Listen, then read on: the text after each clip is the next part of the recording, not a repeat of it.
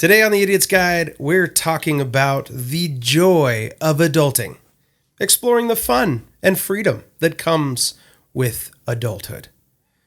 I don't know if you were to ask me, it's probably not that fun, but we'll see. Let's talk about it here. And when you think of emotional support animals, you'd think probably dogs, cats, or some other domesticated animal friend. What about alpacas? I'm your host, Adam Richardson, aka the Prophet Hacker, and I'm joined by the man in charge, Mr. Joe Haslam. Welcome to the Idiot's Guide.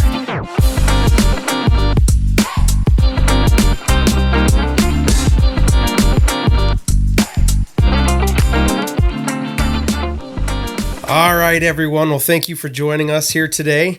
I'm trying to explore kind of different options about what to talk about. The Idiot's Guide really spans the universe of basically everything, which was our goal, but I didn't realize how much that was in the sense of trying to think of some topic and like winding it down into something more specific or more hey, we're going to talk about the nuclear fusion elements, or I don't know, whatever it is. But so today was kind of like one of those broad swings. Talking about the joy of adulting isn't very joyful. And honestly, like when somebody's about to turn 18 and they're so excited about all the things that become amazingly open and available to them, and I'll be like, you are about to wake up really, really hard to something terrible and something miserable. And well, just kidding. I'm that's kind of dark and depressing. So, but reality is adulting is never that fun. There is joy, there is entertainment. However, the challenges that are presented in being an adult, sometimes I just want to be a kid again. I want to have just the freedom that, we speak of freedom in adulthood, but I don't know, however, I think that keeping it a little bit more specific is more the direction that I'd like to do. So I thought of 4 things that I wanted to tackle today. Really, really important topics. And those are, I'm going to go along with them as we go here. But I don't know, Joe, before I ask maybe the first question, what do you think about adulting? How is it going so far? It all depends on your outlook to adulting. Pessimistic. Whether it's, half glass full, half glass empty. Now, that's not to say that adulting is easy or there aren't points where adulting is difficult, you feel like it's almost not worth it to be an adult and you want to go back to being a kid. I want a refund. Exactly. Yeah. But one thing about the way that our brains work is that it really focuses on a lot of the negative. We remember the negative because we have to protect ourselves from the negative in the future. Positive is just normal life. And so we don't catalog it as easily or as readily. And so when we talk about adulting, we do often see a lot of the negativity, but when you stop and think about all the positives that you have and think about the ways of looking at adulting in a positive way, it makes it a lot more fun. Let me stay miserable, Joe. I mean, it's kind of like reviews. You always have those people are just absolutely bent on going and writing a terrible review. So if you have a bad experience, you are going to let the world know. If you have a great experience, you forget to let anybody know. And so it's kind of it's that same sort of thing in life is what you're saying. Is like if I focus on the negative and I declare the negative and put it up on a billboard, then it's all going to be terrible. But if I focus on the joy, if I focus on the fun and freedom of being an adult, then, I might have more of a positive outlook instead of a pessimistic, defeated outlook. Yeah. And I think that's one area, talking about the Idiot's Guide. I mean, we're 2 idiots guiding a whole bunch of other idiots. Sorry, viewers, for calling you idiots, but I assume that's why you're here. Welcome to the party. We're all idiots. Yeah. But the idea is, we want to give some of that, information out there. And if we can help you to look at the world a little bit more positively about all these horrors of adulting, then I think we've accomplished something today. All right. Well, I think for the first positive outlook that we're going to look at today, I think, I'm curious about this because this is a really interesting subject to kind of dissect. And it's about alarms. Like wake up alarms or reminder alarms or take your medicine alarms or whatever else alarms you have for your alarms to go off. And believe me, I have Google in my house. And so I have alarms for basically everything. My friends come over and they're like, you really have an alarm to feed your dogs? I was like, I have 3 kids. They're very spanned in age and none of them pay attention to these alarms. So yes, if I had 3 alarms for just feeding the dogs for the evening time, that probably would still get ignored. However, I have alarms for basically everything. My curiosity is that, I have alarms. How many alarms do I have? I have, to wake up, let's say, for example, I have quite a few, but it starts pretty early. And usually it's more of this, I have aspirations of waking up earlier than I do. And then I realize I'm like, well, I've set myself up for failure because my last alarm to go off that I feel like is the last possible moment that I can get one more wink of sleep is usually the one I wait for. So all the other ones I'm like, shut up, and then turn it off, but then the last one goes off and I'm like, okay, I quit. I'll get up. That's fine. Whatever.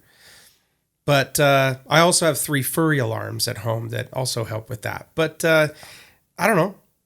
Do you have alarms? Do you use alarms, Joe? I've got tons of alarms. So I've got alarms for when to wake up in the morning. So I've got 3 or 4 wake up alarms in the morning. They're all about 15 minutes to a half hour apart from each other. Are yours different? Like my alarms are all different kind of tones and sounds. Oh, no, they're all exactly the same. They're all the same. Yeah, because when I wake up in the morning, it's a process. Okay. The older you get, the more alarms you have because it's just takes so much effort. When you're 20, the sun comes up and you're out the door and you come home at 2:00 and then you're up at 5 when the sun comes up. Did you say 2:00, like 2 a.m.? 2 a.m. Right? Okay, all right, yeah. Well, I was like, yeah, when I was 20, it was 2 a.m. Yeah. And I was up at 5. Yeah, that's what you do when you're 20. You sleep 3 hours and you are good. You're refreshed and ready for the day. Now, my first alarm starts at 5:15. Okay. You got me beat a little bit. Okay. So I have a 5:15 and that just gets my brain going. I never even know that alarm turns on. I turn it off in my sleep. I am still unconscious. I never actually turn that off consciously. But muscle memory, I turn it off. And then my next alarm at 5:30. Okay. And so that's okay, now you're actually awake, time to get going. And then I've got my 6:00 alarm. And my 6:00 alarm is my first real alarm to actually get up. And so I have a couple of shows that I watch on YouTube in the mornings to help me wake up and get my brain functioning before I actually roll out of bed. So I watch that, and then I've got my 6:30 alarm okay. for when my shows end that I should be getting up out of bed and starting to get ready. Do your shows like automatically start? Okay. No, it's just it forces me to actually move my body. I'm pretty sure I could set Google to do that for me. Like I have a TV and I could have it actually turn my TV on and play whatever like I want it to play on.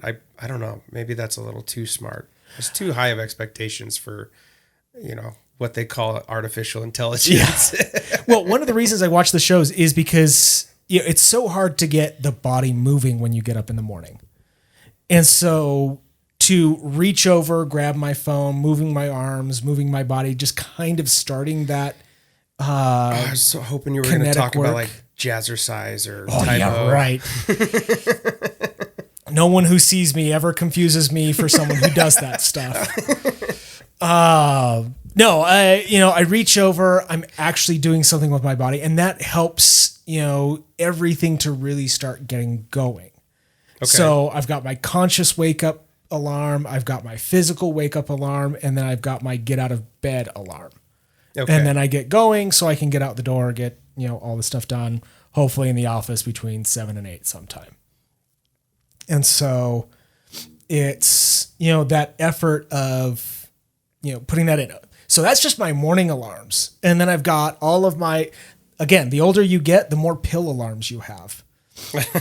And so I've got my pill alarms. True. I've got my go to sleep alarms. I've got my really go to sleep alarms. I've got my pick up kids from school alarms. I've got my kids therapy alarms. Okay. So then the question I like the follow up would have been like, how many is too many? And honestly, I think you and I are both in the same camp of like, you can't have enough. Like, I think the people that can just wake up because they've gotten enough sleep, like, we're not talking to you, we're not friends, that just kind of like, okay, I've slept and now I'm awake and don't require an alarm. No, I can't do that. But, I think that, if I can't think of like something that doesn't require an alarm. I have kids.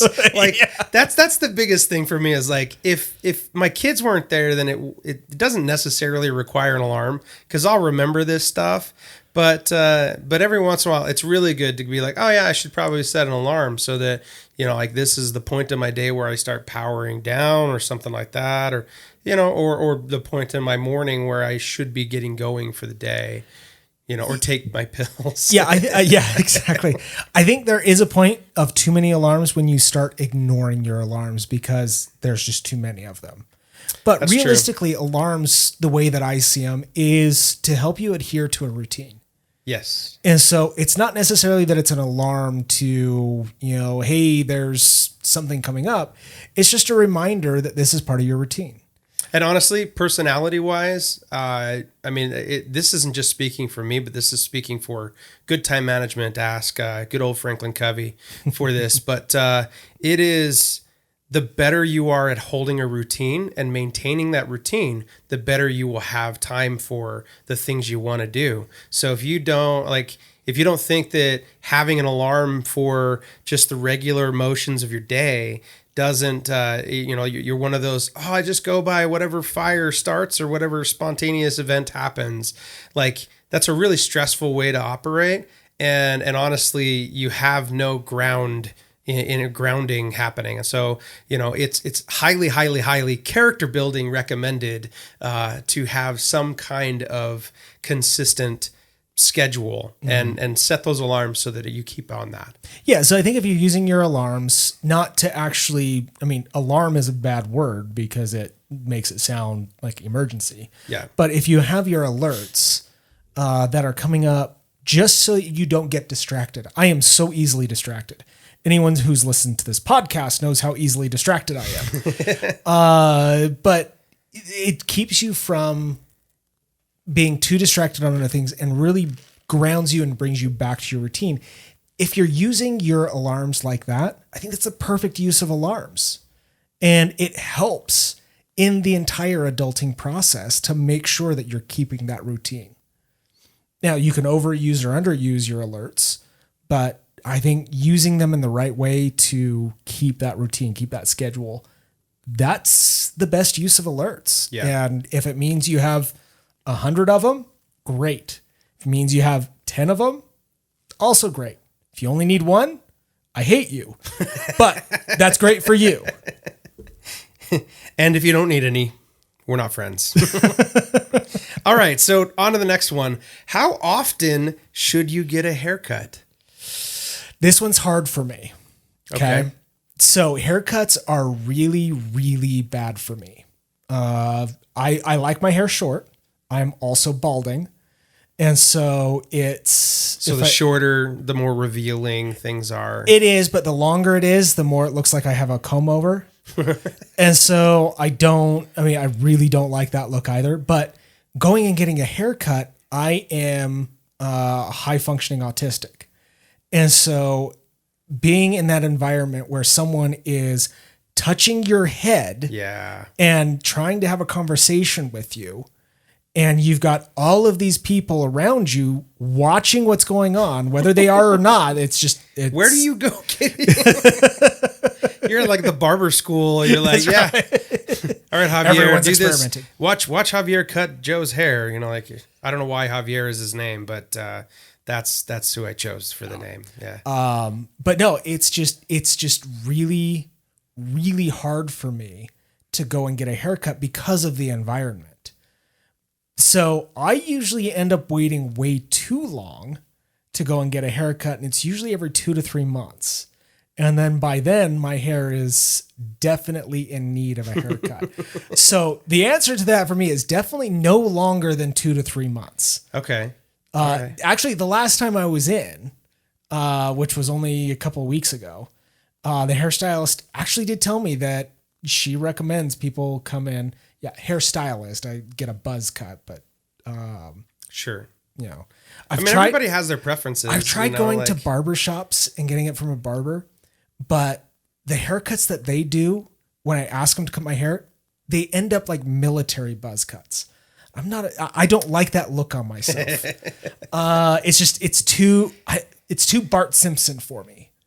Okay. In my hair. I had those as a kid, and I literally, because the way that my hair was as a kid, my hair stood up on end. I looked like Bart Simpson. So I do I go. have the flat top. Oh yeah. So I do go to a hairstylist instead of a barber. But yeah, she said once a month is the recommended amount of time between haircuts. I don't know if that's for men and women, but at least for men, that's what she recommends is 1 month. For a number of years, like back years back, I would go to a stylist as well, mainly for the fact that they didn't just cut my hair, but they also I did like the whole cool, like, you know, it was the early 2000s cool frosted tips look, you know, so I was way awesome. I was cool, guys. Don't worry about this. But you know, like, what is it? Sugar Ray kind of look, you know, I don't know. Like, it's not cool. It's not cool anymore. Maybe it's coming back, but that's about the time when I was going to a stylist. I also, a number of years back, was kind of like this, there was an up and coming stylist that was doing really kind of developing their business. And we would get, we had a private studio that she would go to, and we would get haircuts from her. And she was really, really good. Like it almost created an expectation so that she also had her barber's license. And so it was kind of like this hybrid, because I got used to working with a barber, and, you know, like the old timey barbers, like near the shoe shine booth, they come in, they give you the back massage with that weird thing that you can't find anywhere else. And then, you know, they'll give you a straight razor shave. Like, I mean, it is legit barber. And then, you know, coming here, like over the last probably 4 or 5 years, I've stuck with a barber. And I have a barber actually transferred to another barber one chair over, because I can schedule with him more. Like my other barber, it was just really difficult to schedule. And so I was like, man, I'm going to go over here. Like, don't feel like I'm not cheating on you. I'm not cheating. But yeah, like I swear by my barbers, and I enjoy it every single time. And honestly, I agree with you. Probably about once a month. Yeah. Usually because I have kids, like they all want to come with and get their hair cut. And I'm like, it's so expensive to get haircuts. Like, can I just shave your head, kid? You know, like, well, let's wait until you're old enough to pay for your own, please. You know, because it's super pricey to just get a haircut.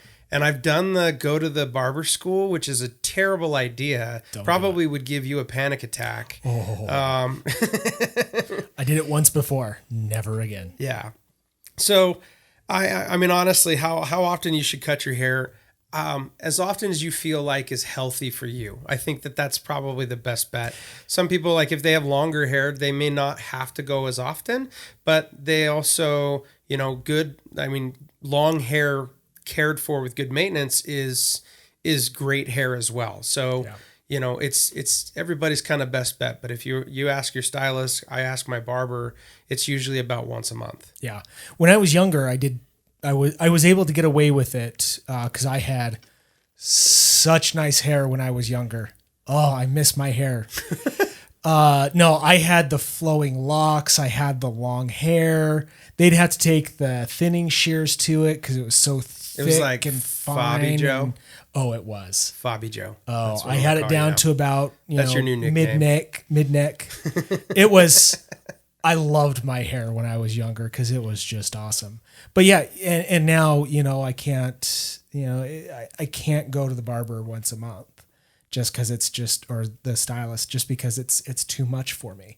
Yeah. And so I make sure I get it really short when I do go in, so it gives me a little bit more time.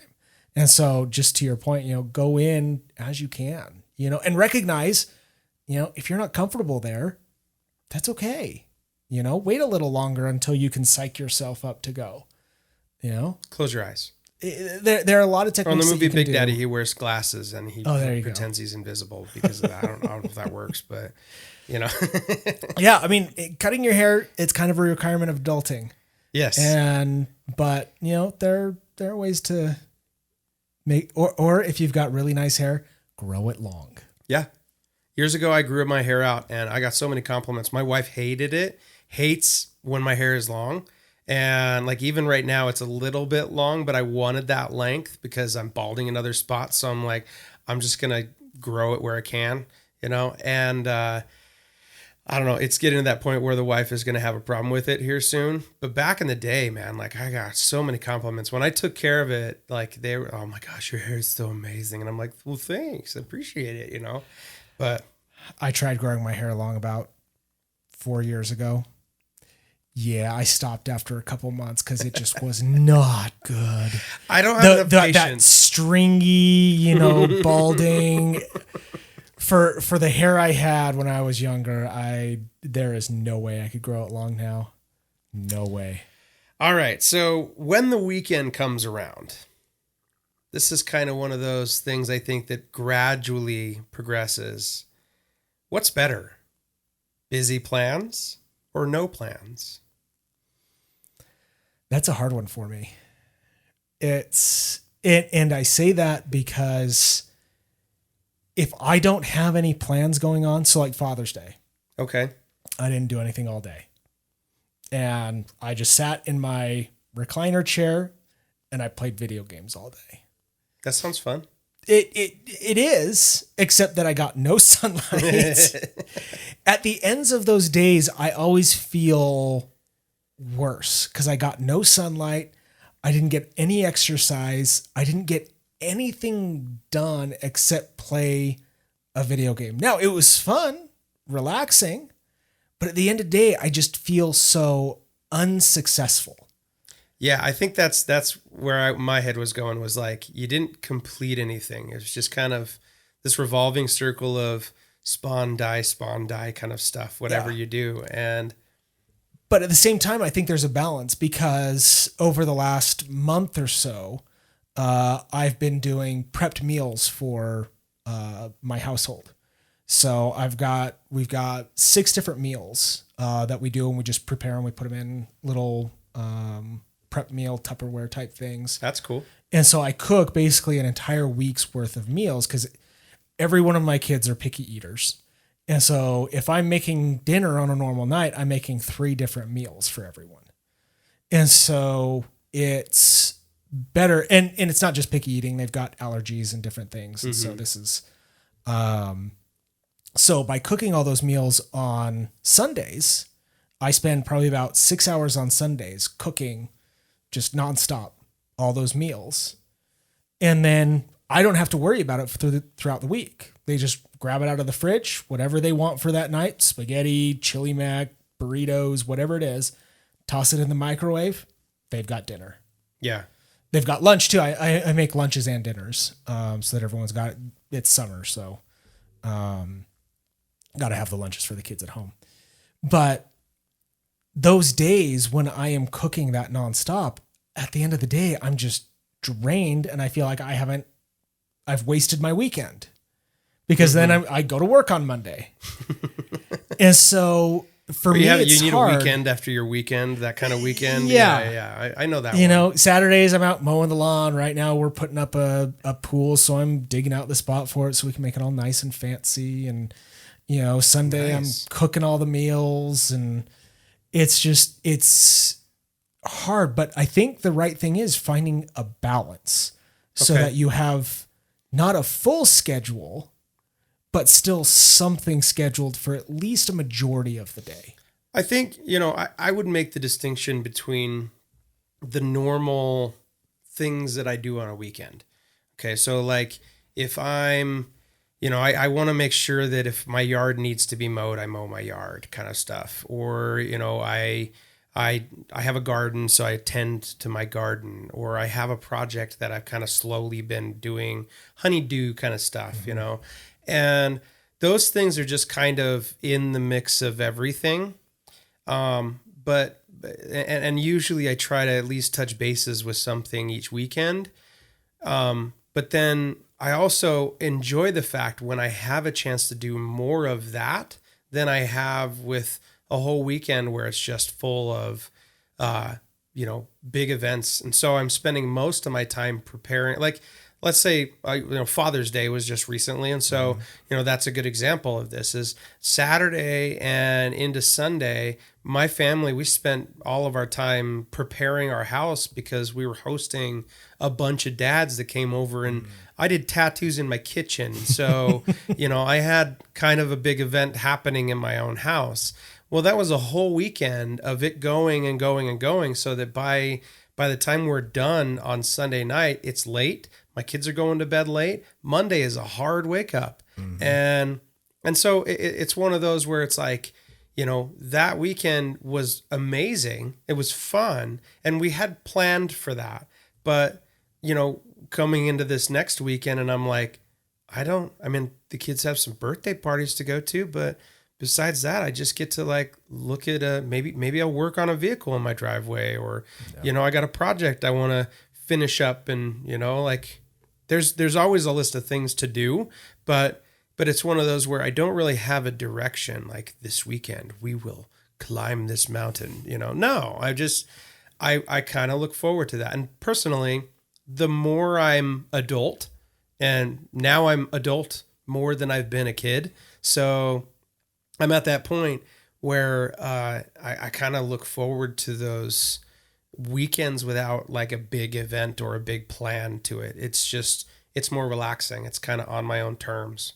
Yeah, and I think we have to recognize that there's that transition that as we get older, there's less that we can do because it takes more to recover from it. True. We always think, oh, I could do this when I was 20. And then we have teenage kids who are out there that are like running circles around us, doing all this stuff. And it's like, why can't I do that? And so we try to keep up with that. So we do all these extra things. And I think we have to realize that there is a transition time as we grow up, as we go through the different stages of adulting, that there's a slowdown there. We try to keep up with our older or our younger selves. But it's hard. And I think more and more we have to recognize to slow that down and schedule fewer things, not nothing, because I equate it to binging. Binge eating or binging anything is not healthy. And so when we binge activity on the weekends and then we starve ourselves during the week or the next weekend, it's just not healthy.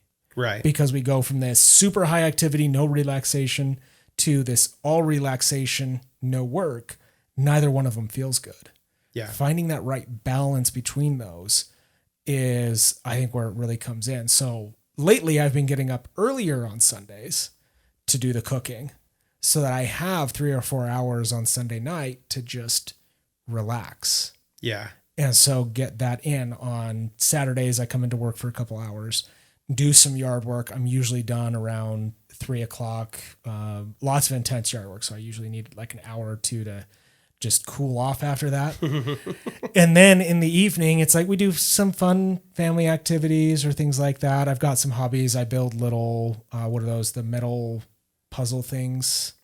Like the models or? Yeah, it's like the little metal airplanes that you pull off. I have some Star Wars ones. I still have one that needs to be built too. So. Yeah, I've got 2 that I still need to build. But I do those, just in my chair at the table and just whittle away at them and have fun with it. And, my kids love to see how they're progressing and all that. But that's cool. It's finding these ways of being able to balance it out so that you're not, I guess, binging is really the thing. Binging or starving. Yeah. I like that approach where you're binging or starving. Like the binging is like the big weekend where it's so intense that you need a weekend after your weekend. And then starving is where it's so dry you feel like you're so unproductive in any direction that you're like, man, what happened to my weekend? What did I do? Right. Where was I? And, so yeah, finding the balance in that is probably the better approach. Okay, so last one, and this is the last one for adulthood. Now, this doesn't encompass all adulthood. Obviously, these questions are some topics where we could go on for the next year and still not cover everything about adulting. Sorry, guys, we're not those people. We're not going to ever have all of the answers, but we'll have some, and they're probably coming from two idiots. So we've got some goodish advice to give you. We've been there and we've made the mistakes. So now you can get a little bit of wisdom from our mistakes. We say don't try this at home, but you can try this at home. These things are kind of trial and error, and we just have been here a little bit further down the road than maybe you have, and that's okay. That's kind of where we want to come from, is just saying like, man, this is what we do. You can do what you want to do. The last one. Let's air out some of the laundry here, okay? And I don't think you want that. Yeah, in this stuffy studio space here with, like smoker stains on the cushions. Oh yeah. Guys, just to say, no one smokes in this room. No one smokes in this building, and yet the foam is dyeing the color of like gross. Yeah, you wonder why in the world. I'm gonna spray paint it. I'm pretty sure. And that's the only thing I can think to do. It is a weird pattern too. We've tried to map out whether it's air conditioner or vents or under the door, anything like that. We have no idea where this pattern is coming in from because it is just weird. There's no rule to it. When we start doing the video podcast version of actual video of us, you will be able to see it. If I don't rip it off and put some pictures up, because I don't know, this is terrible. I think it makes it unique. Okay, all right, yeah, Smokers Lounge. Okay, I get this. Yeah. All right. So air out the laundry. Is there a right routine to doing laundry, to folding laundry, or just grab from the pile and hope it's clean? I guess my curiosity is I kind of go in different directions with laundry. I think I mentioned in an earlier episode that I'm kind of the whiz when it comes to house cleaning, and I do the dishes really, really fast. If I get the dishes, the job is done in, seconds. But if I, and laundry, I can kind of do the same thing. I just mindlessly go through loads, and I set an alarm usually so that I can go down and change it when the time's up, so that I can continue to stay focused and blow through a whole load. But that produces a lot of laundry that I also have to fold, and sometimes I don't quite get to it. So I have a really nice, comfortable computer chair that holds my laundry when I haven't gotten to folding it yet. Yep. So I don't know, what is it in your world? Because I know that you always have nice, fancy, pressed, clean dress shirts that you wear to the office here. And, I'm sporting T-shirts, and so it's a lot easier. I can grab from the pile and hope it's clean, where you can't really do that with the dress shirt. No, and actually beyond that, so I've got two additional things that go along with this. So I'm in a house of all daughters. And they're all teenage daughters. Oh, I'll pray for you. So when it comes to doing the laundry, I don't do the laundry in my house. And my wife does the laundry in the house. And part of the reason for that is, and I've talked to my daughters about this, I'm not going to go through their stuff. I don't want to go down to the laundry room and try to change loads, and they left something in the dryer or in the washer, and I'm pulling it out, and I'm pulling out their underwear and their bras. It's not something that's comfortable for them, and it's not something that's comfortable for me. And so Fair enough. we made that, decision a while back. I guess I should clarify. I do my laundry and my wife's laundry pretty often. Like I'm the one who kind of handles it. I also do my daughter, who is 6. I do her laundry because I don't expect her to do it. But my oldest, he's 15, definitely does his own laundry. Well, I hope he does. Like some days I'm like, bro, you need to do some laundry. Okay, come on, help us out. All of us are going to be happy if you do laundry. And my 12, almost 13-year-old, he has a little bit better cleaning habit than the 15-year-old. So he hasn't digressed quite as much. He'll get there. I know he's well on his way.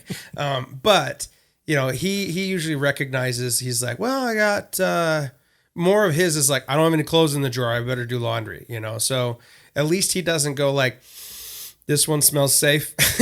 He's not there yet. Yeah. And see, for me, again, I don't do the laundry in my house, just cause it's just better that way. My wife does all the laundry.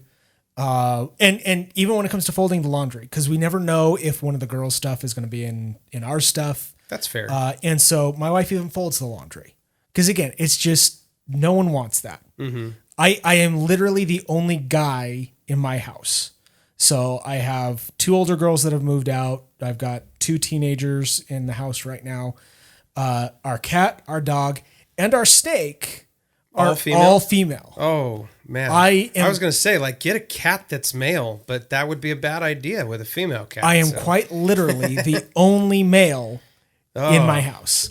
And so it's just safer to not do any of that. But going into, I wear the nice shirts, all that stuff, being a high functioning autistic, HFA, it is, I am very, very sensitive to the clothes I wear. And so I have to wear a specific brand of shirt. It has to be Van Heusen. Okay. And so I like those shirts. They are very nice shirts. I have tried a lot of different other types of shirts, and they do not, they don't react well with my touch sensitivity. And so I have to wear Van Heusen shirts. And even for a lot of times, I don't wear t-shirts well. So I am finally getting to the point where I can wear t-shirts on the weekends. But even up until maybe 5-6 years ago, I wore my long sleeve button up shirts to mow the lawn because I had to wear these shirts. I'm a suns out, guns out kind of guy, the sleeveless. I look like a trucker usually most summer weekends. Yeah.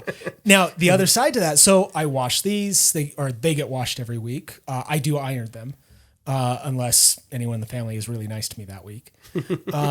So I either iron the shirts in the morning or on Saturday if I've got the time in the afternoons. But so my shirts are always really nice, but my jeans, again, HFA, about 4 years ago now, I bought 4 pairs of jeans of the same exact brand because jeans change a little bit more often than shirts. It used to be Lee dungarees, loose fit. There was one more category. I can't remember what it was. Those were the only jeans I could wear because of the touch sensitivity on my skin. But they changed those. They stopped making them. I actually I spent like $80 on a pair because I finally found it on Amazon or something. And so I have to be very, very particular about the clothes that I wear because of the touch sensitivity. So now I've got, some jeans that I found that are comfortable enough for me to wear. I bought 4 pairs 4 years ago and I'm still wearing the same jeans. Oh, jeans don't last that long in my life. They have to for me. Maybe 6 months. And then I've got to find the same ones again. I'm particular about my pants. Like, jeans or like pants, they're all the same brand, all the same style. I don't deviate from that. And with my jeans, I know this is going to sound kind of gross, and it kind of is. And I apologize if I gross anyone out here. But I wear my jeans for a week. Okay. I wear the same pair of jeans for all week. And that's again because when I put on a new pair of jeans, because these still aren't the Lee dungarees. The Lee dungarees still to this day are the only ones that I actually feel perfectly comfortable wearing. So if Lee, you want to make some dungarees for me and sponsor this, that would be awesome. Shout out. Yeah, exactly. But no, they're still the only ones that ever feel comfortable. So when I have to put on a new pair of jeans, they always feel awkward. They're a little too tight. They affect my skin weird. I just don't like the feel. And so I get a week's worth. So every morning I grab my jeans off my valet that I have. I do the sniff test to make sure they're still viable. And I put on the same pair of jeans. I change them on Saturdays after I mow the lawn. And that's the only time I change my jeans. And that's because, I just did a lot of physical labor. Okay, now I'm more comfortable. I've basically grossed myself out by wearing these jeans so long and wearing them mowing the lawn that I am now okay. They are too gross for me to wear. So it overcomes that touch sensitivity. Okay. To be able to put on new jeans. And so it is kind of gross that I'm wearing the same jeans for an entire week. During the winter, it gets even worse because I actually wear them for 2 weeks because I'm not mowing the lawn. Well, you're not sweating as much. There's not as much, yeah. But I get it. But yeah, and that's the thing is, and this goes back to, talking about adulting and individualized to each person. You've got to be comfortable with it. Now, when I was a teenager, I got made fun of for my jeans because I wore old jeans.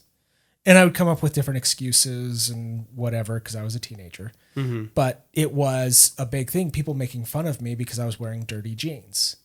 Well, I was wearing dirty jeans because I had to wear the same jeans. Yeah. And they didn't understand. I mean, they were kids as well. But you have to understand, so this is not just for the people who have to wear certain clothes, that find it difficult to change clothes or anything like that, but to other people that may see people in maybe dirty clothes or see people wearing the same shirt many days in a row, or other things. Stop and think, maybe there's a reason they're doing that. It could be that they don't have money to buy new clothes. Yeah. It could be that they've got some form of autism where they've got touch sensitivity. Now, touch sensitivity isn't unique to autism, but it could be they have some of these conditions. They could have PTSD. Yeah. And this idea that we have to conform to, we wash our clothes every day. Now, changing your shirt probably should, just because you don't pick up lice and things like that from hair. But there are other things that, there may be a reason why someone is wearing the same clothes every single day.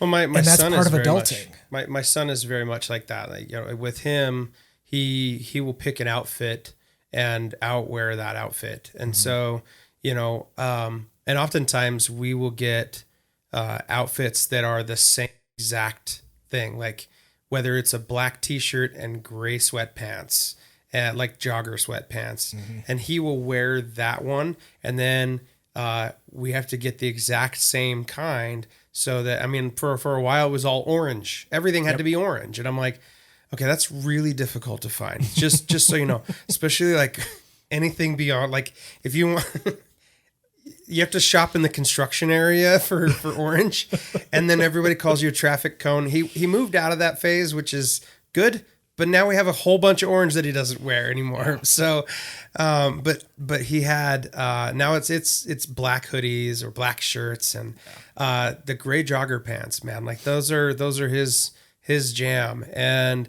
he will wear those for days until basically I'm like, can you do me a favor? Like if I buy you an exact same outfit, will you just like, I don't care if you just fall into that one. And but it makes a lot more sense to understand. He also is high functioning autistic. And so it kind of answers some of those questions about like, dude, like I know you want consistency and good, like something to count on, but don't worry, man. You're like, you have more clothes to pick from than just that one outfit. Like, so it just kind of answers the question, but I want to kind of, I want to see, do you have one more thing to add to it? I do have one more comment that kind of goes along with that. Before you do your wonderful transition, I love these transitions. I want to see where this goes. But no, to go along with that. So I even have, so all of my shirts, all Van Heusen, I have 2 shirts in each color that I wear during the week. So I have 10 shirts, 2 of each color. And so, they are specified to each day of the week. So Mondays I wear dark blue, Tuesdays I wear gray, Wednesdays I wear red, Thursdays I wear pink, Fridays I wear light blue. Wow. I'm going to pay attention to this now. It is that specific in my life wardrobe that I have to do that. It's an OCD type thing. Well, it's consistency. It's good. Yeah. And so it's just one of those things, once you're aware of that, just be sensitive. I love the, like in the movies when they show the FBI agent that walks over to his closet and he's like, I wonder which suit I'm going to wear today. They're all the exact same. They're perfectly pressed. They're all in a row, like dress right dress. It's perfect. And they're like, look undecided about, pick the one that's first there or pick Wednesday. I don't know how you have it lined up. Like they're all the same, dude. Like get over it. So it kind of just, my brain went that direction, but I get it. Like, that's some predictability. However, my curiosity is, you said you have some pets, like a dog and a cat and goldfish and a snake. Okay. And like, let's say for example, the dog and the cat are hanging out around and you sit down on the floor and you're just cruising around and just kind of like sitting there giving them loves and you get a whole bunch of fur all over you. Okay. Now, sometimes that can be good for your emotions. Sometimes that can be good for just kind of like that companionship that happens there, but what about alpaca fur? You ever consider that? You ever consider the alpacas in Tokyo? You ever think about that? I might choose that because I'm allergic to cats and dogs, and yet we've got a cat and a dog. The old cat that we had literally snuggled in my face every single day. Okay. Or every single night. I wouldn't do that. I'm so allergic to cats. My face would explode. I would try to push her. I had to take Benadryl every single night before I went to bed so that I wouldn't die in the night. I try to push her away, do everything. Let alone cats try to kill you in the middle of the night. Not just because of allergies, because they're menacing. But the pets that we have, so we've got a new cat now. The other one unfortunately passed away. But none of these pets like me. And so I really don't have to worry about it anymore. Yeah, they don't come near me. Okay, no snuggling. They all love the girls, but I will take an alpaca because I am owed a pet in my house. We have a rule in our house that everyone gets a pet. So part of this is because, our kids come from foster care. And so they've never had anything. Yeah. And this is a great way for them to feel responsibility over something, to learn, to grow, as well as to feel that emotional support with. So I completely understand and get the emotional support animals. We're even looking at psychiatric service dogs for some of our kids because they've got PTSD from the trauma that they endured prior to being in foster care, as well as in some cases in foster care.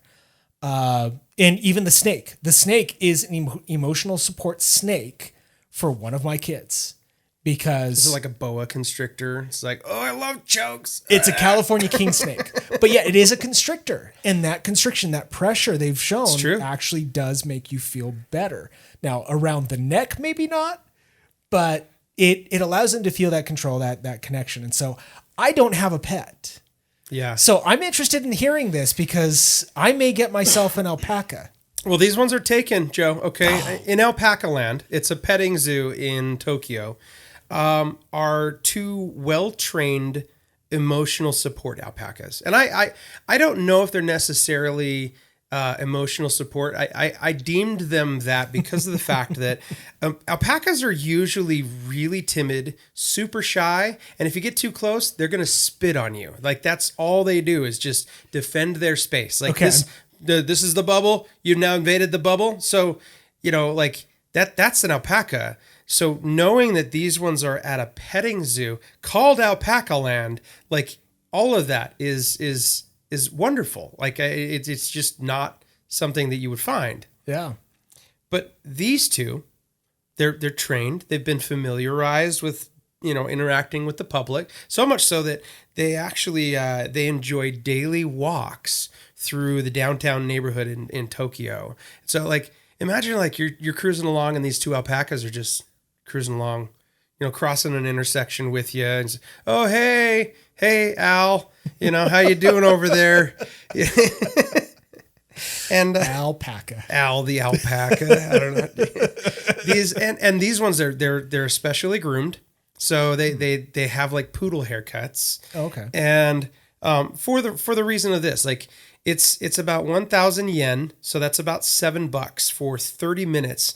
You can pet, you can nuzzle, you can or just mash your face into their fully groomed fur. Like it's fluffy and just insane. But in the sense that like I in the article I read, like somebody was like, oh, it was so nice when my face was completely covered in soft, fluffy fur. And I'm like, okay, all right, great.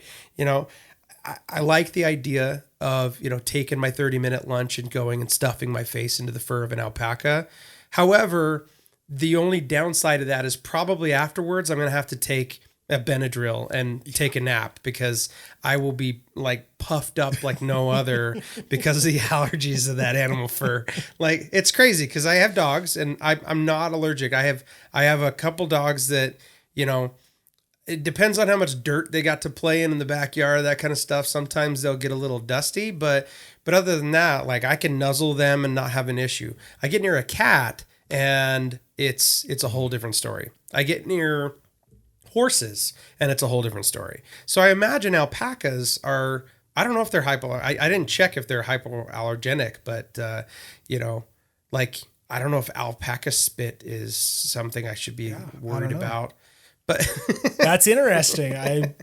I wouldn't have even thought of it, but I other than the spitting, they sound like a good emotional support animal. I'm going to do a search, Joe. I'm going to find an alpaca rescue and see if I can, find you your new emotional support alpaca. Nice. See, the one I really want, not to digress here, but I would love to get myself a pig. A pig? A pig. Oh, man. Dude, that's easy. Easy. Pigs, super intelligent. They even say they're more intelligent than dogs. They're more trainable. They're more obedient. They're cleaner. And so my wife has been vetoing the pig for a long time. But I would love a pig. What is it? The potbelly pig or whatever? Like the little ones, the pig. I can't remember what they're called. The teacups. Yeah. Yeah. The problem with pigs is a lot of people think teacup pigs, these are great. They still grow fairly large. Yeah. And so a lot of people get the teacups and then they get rid of them because they're too large. I think what they usually get is they misspell it and get a pug. There you go. But yeah, if you've got the facility for a pig, that's great. Pigs are really, really good. I know there are a lot of other emotional support animals. Also goats. I heard goats are pretty good. Goats, miniature horses. Rabbits. So one of our kids had rabbits as an emotional support animal. The style points for a well-groomed, poodle-groomed alpaca is pretty awesome. And honestly, being able to manage that fur, like you were saying, being covered in that alpaca fur, harvesting that fur, you could make some serious money on your emotional support animal. This sweater is made from the finest alpaca fur. In fact, it's my alpaca's fur. That's right. I don't know. That sounds like an interesting idea. I kind of like it. All right. Well, that's enough of talking about emotional support alpacas. Hopefully, we can be successful in finding that. Joe, that's a wrap for the day and for the episode. Is there any parting thoughts that you have or would like to throw into the hat at the very end here? No, I think usually if I try to do that, it's going to take us on a whole other tangent. So I think I'm just going to leave it there for today. All right. Well, thanks. And as always, shake the ships.